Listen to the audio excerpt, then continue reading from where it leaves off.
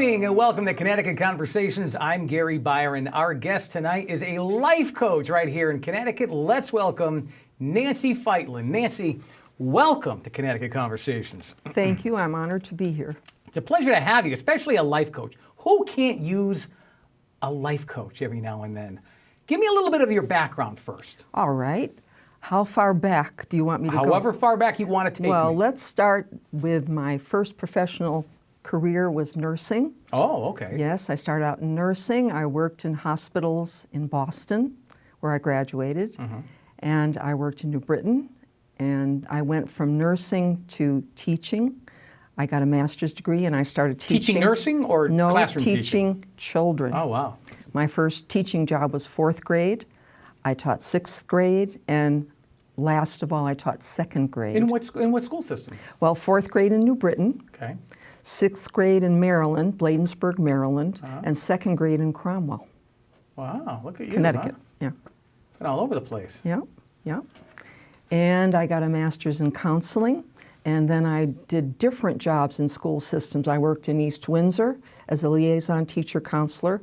I worked in Wethersfield as a career education specialist. I worked in Cromwell as a human relations counselor, K through 12, and then I specialized in elementary, and I worked with pre-K through 4. So you were a nurse first, and then you went into the Elementary elementary school teaching. school teaching. Why not stick with nursing? That's a pretty Well, lucrative job to have, a career to have. to be honest with you, I was working in a hospital, and I was talking to a colleague, and it was a very difficult day, and I said, boy, the teachers are the ones that have it made. Well, I think I didn't find know. a few that beg to differ, but that's another. Well, I was wrong, of course, but I didn't know that then. I said, the teachers are the ones that have it made, and they have the summer off. And she said to me, you could be a teacher. You could be a teacher after a summer program. Well, I didn't believe her. So I called my cousin, who was a elementary school principal. I said, is that true? He said, yes, you have a college degree, you take a summer program, and you can start teaching. Back in those days, they needed teachers. Yeah, I was going to say, you wouldn't. It would never happen No, now. not now. Would never happen now. But this was a while ago, and there was a shortage of teachers. They needed teachers. I had no trouble getting a job after an 8-week program. Look at that. Yep. So then you retire, Yes, I retired. and you got into life coaching. Yes, there was a little path that led me there. Well, tell me about that path. I want you to take me right up to it. You know, after I retired, I was thrilled with the open path of my life. That's right. And that summer, I was thrilled. And when school was starting in September, I was thrilled that I wasn't going back. I was so happy. And then the week after school started, I thought, now what am I going to do? And I didn't have an answer. And so for about a week, I was sort of wobbling. And then I thought, well, I'll do volunteer things. So I started to do volunteer work at a school in Newington. I worked with a little kindergarten boy, helping him learn English. What school in Newington? Anna Reynolds. Okay, sure, I know that school. Yeah, so I did that for a year there. And in the same time, I became a literacy volunteer in the New Britain Library, and I began teaching adults English. They were all, adults They were multilingual, or for whom English was not their first language. Okay, I got you. So I was helping them learn English.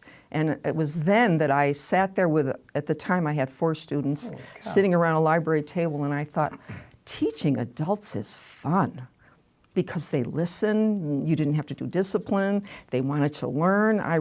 It was a lot of fun. So I did literacy volunteer for quite a while. And then I heard about pastoral counseling, that there were pastoral counseling seminars, and I'm a counselor, I'm a licensed professional counselor, and I called up and I said, I am not a pastor in any way, shape, or form, but I am a counselor, and I am interested in pastoral counseling as something that I might like to do.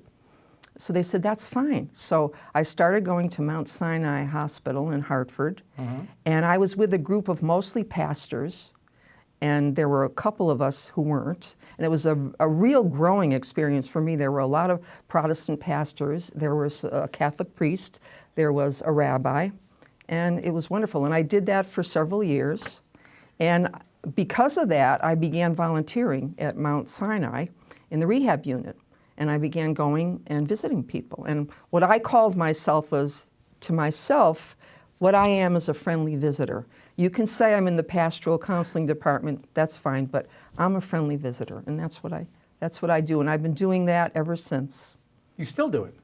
Well, this year I took the winter off, but I'm starting up again in the spring.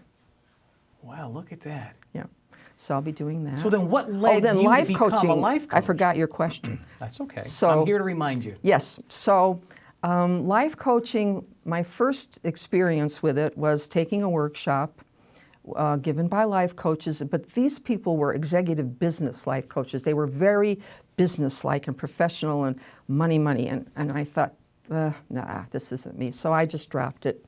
And then maybe a year or two later, I heard about another workshop in life coaching. I thought, let me try this again. So I went to that workshop thinking that in one day I was going to learn all I needed to know because I'm already a counselor. So I figured I'll learn what I need to know and I'll be a life coach. Well, I found out it was a 6-month program.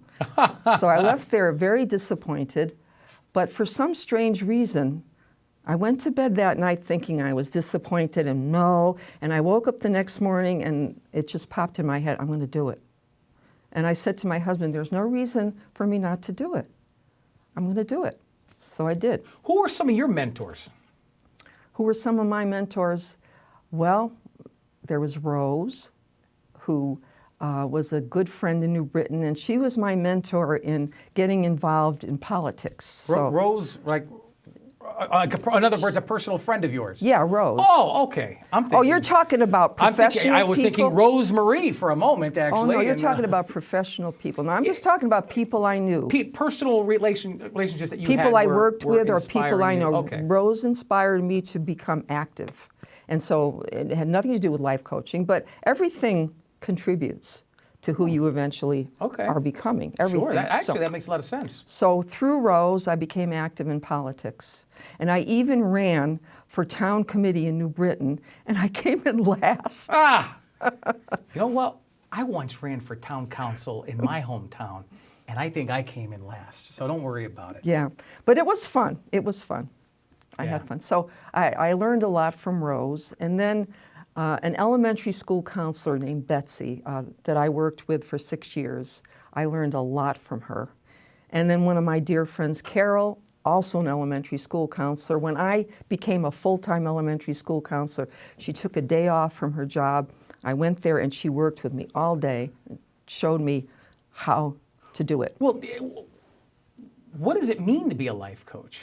So life coaching, I mean, none of those people had anything to do with life coaching. Life coaching... But they influenced you. Well, they influenced me in my life. Okay. As far as life coaching was concerned, one person that was a literacy volunteer, she was the head of the literacy volunteers in New Britain, and she said to me she was doing life coaching. That was the first time I ever heard of it. And I asked her about it, and she said she loved it. And I thought, well, what do you have to do to be a life coach? Well, she didn't really give me much information. That was the first thing I heard about it, and she loved it. And I thought, gee, I'd like that too. That goes along beautifully with what I've been doing with my life. You know, it just flows beautifully with being a teacher, a nurse, a counselor. Oh, and also, I had become, for one semester, a university supervisor. I supervised a student teacher. So, again, you know, helping someone to meet goals that they had. It just flowed right along. Is that really, when you break it down, is that what a life coach is to help an individual achieve a certain goal? Yes, and I could put it to you this way. This is my elevator speech. Okay. If I meet somebody in an elevator and they say, what's a life coach? I say to them, you know people who say, I always wanted to start my own business, but they never did. You know people who say, I really should have finished my degree, but they never did. So you motivate them. And if they had a life coach, the chances are much better that they would do it. So people that have these dreams, these goals, these wishes of something to do, but they don't do it, are much more likely to do it if they actually invest in their time and money to have a life coach. Are you in business for yourself? Are you with an insurance company? No, it's just me. It's just you. It's so just somebody me. comes and sees you. It's not covered by insurance, or it's not. No. Somebody seeks you out because they are lacking what? Motivation? Oh, they're not lacking. No, as a life coach, you do not look at your client as lacking anything. It's a much different point of view. Your point of view as a life coach is, yes, I can help, but you've got what you need. I'm just going to help you pull it out of yourself. It's in you. I'm going to help you find it. So they've always had it. They've always had it. So you always look at your client as someone who's got what it takes, Okay. and has their own answers. I don't come across as an expert. A lot of the people I've coached, I know nothing about their field. Nothing. I know nothing about the goal that they're working on. Like, for example, a lot of people that I worked with they were writing a dissertation for a PhD. I don't have a PhD. I never did that. But I coached them on doing it. So you're not a motivator? Well, I wouldn't say I'm not. I wouldn't say that what I do doesn't motivate. I think it does motivate. I think when you work with somebody on something and you actually bring it out there and they're helping you bring it out there and you tell them, I want to do this, I'm going to do this, and your coach is saying to you, well, what are some steps you're going to take? Share with me then, That's motivating. Nancy, some of your technique. Then how would you pull that out of them? How are you able to do that? What technique, so to speak, are you utilizing within yourself to bring the very best out of your client? The main thing is that it's their agenda. It's not my agenda. So I'm trying to help them to clarify and to pull out of themselves what would make their life fuller, more meaningful. What would help them? What are their dreams? It's not for me to tell them. It's for them to tell me, but I'm helping them think about it. And maybe I'm helping them with some of the questions I ask, think about it a little differently than they ever thought about it before. So the questions that you ask, are they different than questions that they could just ask themselves? Well, if they knew those questions, they could ask themselves, but it might not have occurred to them to say to themselves, what is there that could make my life more fulfilling, and how could I take steps in that direction? Now, if somebody said that to themselves, great, but not a lot of people. You're right. You're right. I can't think. I'm sitting here thinking, when was the last time I think I ever asked myself that question? Well, there you go. That's typically, mind you, not a question that an individual asks himself. Mm-hmm. So that's where a coach comes in. So you know, coach will ask that. The questions to ask. So then, is it fair to say that a therapist is similar? Because a person can go to a therapist, and a therapist can ask similar questions. Yeah. Usually, for a lot of money, by the way. More. Yeah, Usually, when a person goes to a therapist, they're in some kind of pain. They're either depressed, or they're anxious, or they have insomnia, they're not getting along in their family, they hate their job, and there's some kind of duress, some kind of stress, some kind of pain. You don't think about life coaching that way. A life coach is not going to be exploring your relationships with your parents and all those kinds of things. That is not the focus of life coaching. Therapists, right. And therapists perform that function. And so they're looking at the difficulties that you might be having in your current life, and then they're tracing it back into the past to try to show you how it got that way and how to work it differently. A life coach is more focused on your future. Where are you going? Where are you going? Not where have you been and how did you get here?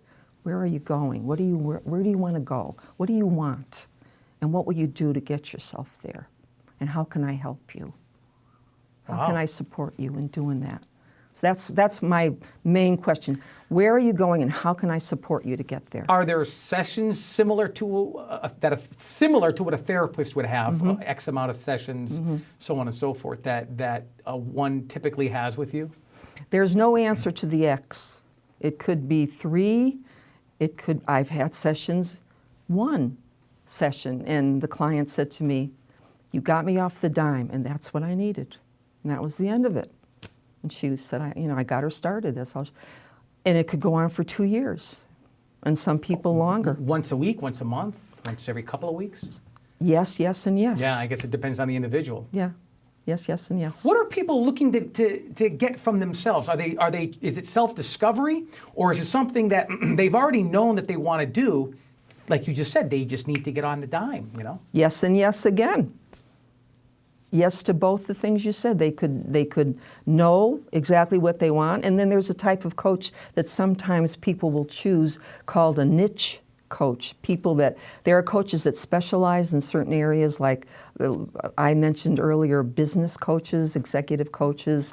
There are coaches for wellness, which is something I also do.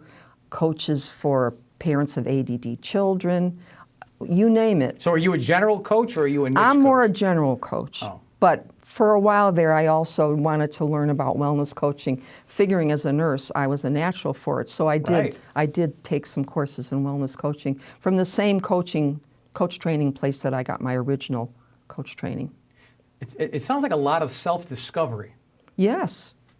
Yes. Because, when you're asking these powerful questions, you can't help but think about yourself a little bit too. Not during the coaching session. That wouldn't be good. But you work with these questions, and it's something that you can't help but think about. Where did the questions derive from? Where did you get them? Well, I learned it in my coach training. I learned about what the coaches call it as powerful questions that make you go deeper inside yourself. Give me a few examples. Well, a few examples like, for general.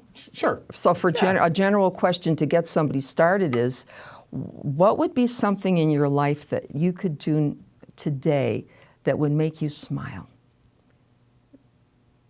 Or that would make you happier? Yeah. Or that would make you, or what is something you could pursue that would make your life more fulfilled? Unfortunately, this is family programming, and I'm not yes, allowed to say that on right. air, but, yes.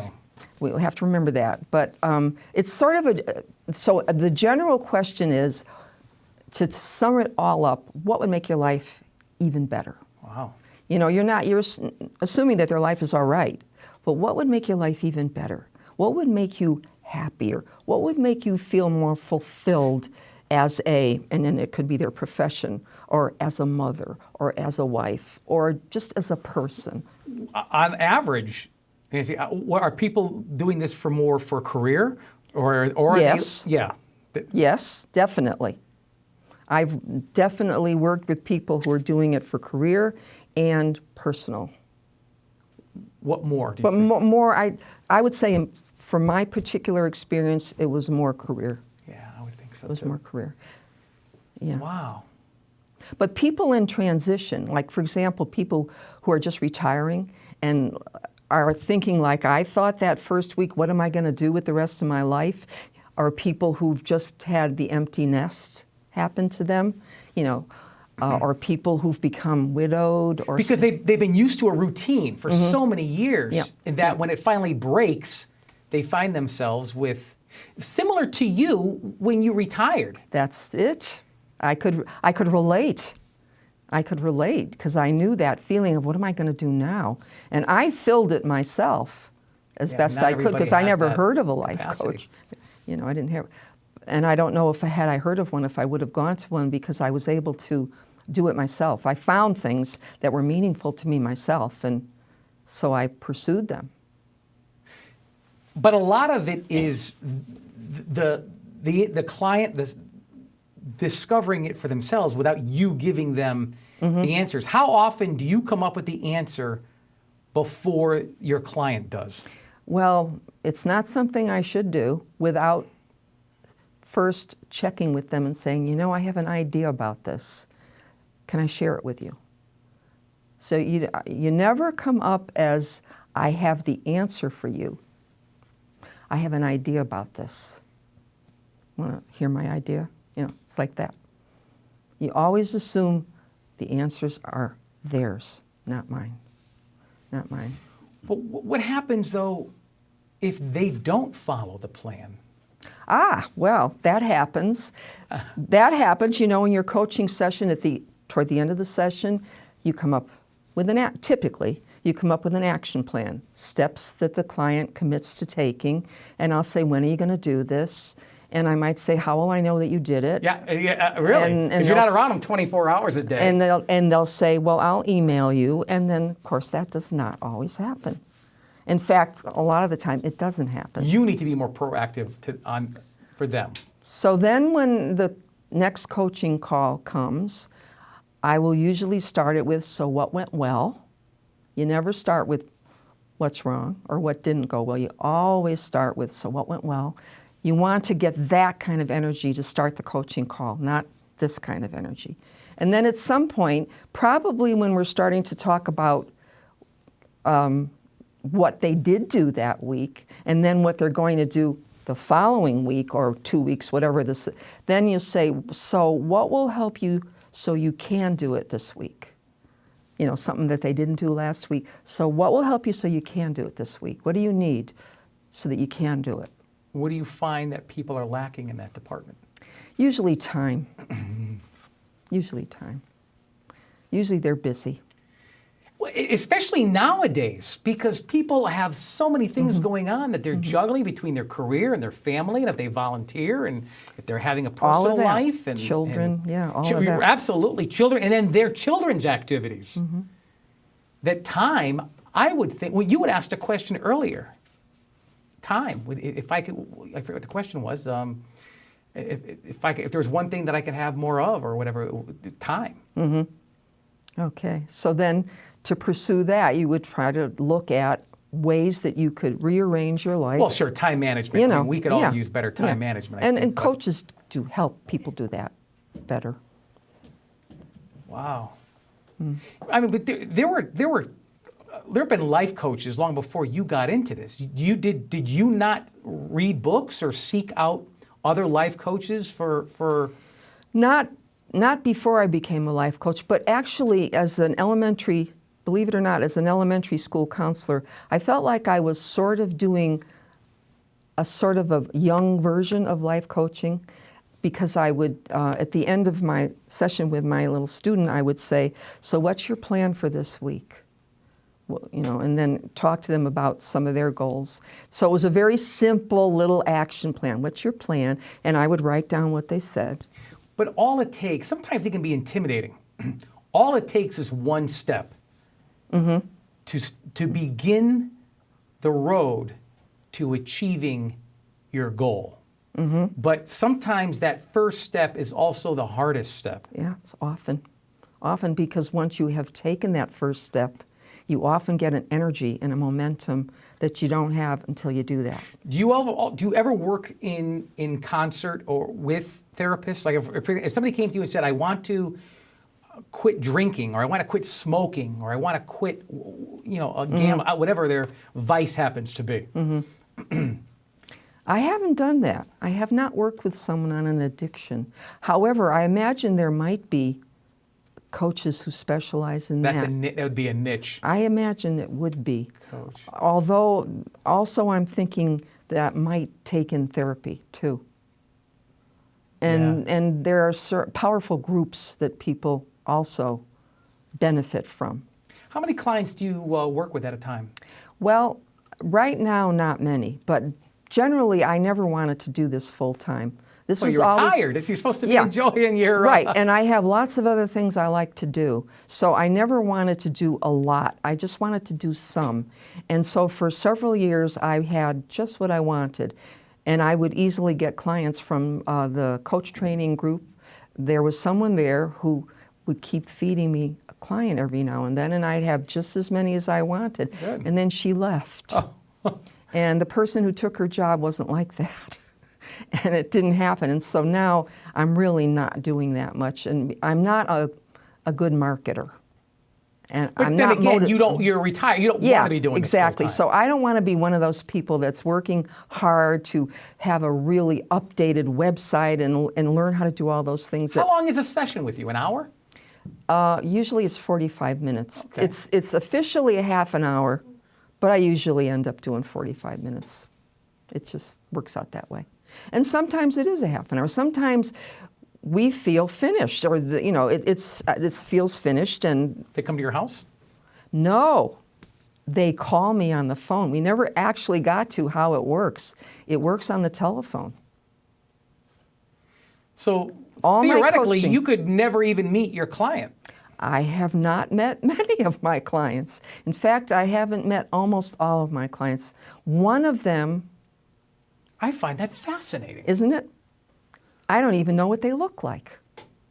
Now, I don't even know, is that good or is that bad or is it indifferent? You wouldn't think it was good if you hadn't experienced it. So at this coaching workshop that I finally decided I was going to do it, they did a demonstration and they had an experienced coach and someone that played client sitting side by side, not looking at each other. Okay. And then they demonstrated that you can be an effective coach when you don't see your client. And I experienced it.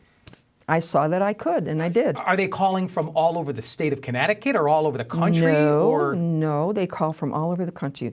I've had clients from Texas, from Florida, from Washington State, from Chicago, from St. Louis. Your marketing is doing quite well, and your friend who was feeding you the... And I have 2 or 3 from Connecticut, too. That's incredible. Yeah. And it could last anywhere from a day to And imagine how much fun it is that here I am sitting at in my rocking chair in my kitchen, and I'm coaching somebody, and I'm enjoying it thoroughly, and I'm getting paid for it. Isn't that great? Yeah, I mean, they would have to pay you through PayPal or... They send me a check. They send you a check. Yeah. Wow. Isn't that great? So give me what are some powerful questions that well, you can ask? I didn't want to memorize them, so I'm running out of time now. So all right. What do you want more of in your life? Well, time. I think I already answered that question. Yeah. What do you want more of in your life? Yeah. Did I ask you this one? What would you try to do if you knew you could not fail? Wow. What would I do? Jeez. Okay. So that's a general beginning kind of a question, because then it's open to anything. Wow. I mean, if you're not worried about failing, then you just go with your heart. What would I do? But that might not even be the reason why they're seeking your help. They could be seeking your help for one thing, but answer that question in, I wish I could play for the New York Yankees. But I don't think at my age and the fact that I don't have the athletic ability, that's going to happen. Yeah. So some of those questions would probably lead down a dead end. But hopefully, I would listen to the question and try to think of, okay, you can't play for the New York Yankees, but what is it about that you're really looking for? What is the experience that playing for the New York Yankees would give you, and how can you find some of that some way else? Oh, see, now it's almost like psychoanalysis. You're connecting dots a little bit here. Well, what is it that's pleasurable? This isn't psychoanalysis. What is it that's pleasurable about that? And then, kind of look at it. I mean, what is it really that would mean the most about doing that, whatever that experience is? You can then relate that to the goal of I would be playing baseball. I would be doing something physical. People would be watching me. All right, is there any other way you could do something like that? Maybe not. Maybe that's one of those dead ends. Really quick, one more question, because I've got to wrap this up. What's one thing you would love to do before you die? Wow. You want to talk about deep questions. I said they're powerful. I don't often ask questions that... I got to put your website up on. We have your website? Yeah, no. Oh, we don't? I'm so sorry. Oh, no, yes, we do. Look at it. It's right. It's up right now. It's at the bottom of your screen right now. That's my email, and good. Oh, that's your email. Even better yet, if you need a life coach, I'm telling you, Nancy Fightlin is Oh, and you know what you want to tell? Really quick, I got 10 seconds. The first call is free. How do you beat that? And you make up your mind with that first call whether you want to go farther. I think you've got me with, if you had extra, what's the one extra thing you could have? Extra time. I think that's probably a universal answer, though, you get from people, huh? We could all use a little extra time. Time is something I don't have much of right now as I wrap things up with our guest here on Connecticut Conversations. Nancy Fightlin, you've been absolutely fantastic. Giving me a lot to think about. All it takes is one step, my friends, one step in the right direction to achieve your goals. But it's that first step that's often the hardest. Yep. Until next time, everybody, I'm Gary Byron. Thanks for watching Connecticut Conversations. Have a good one. Good night.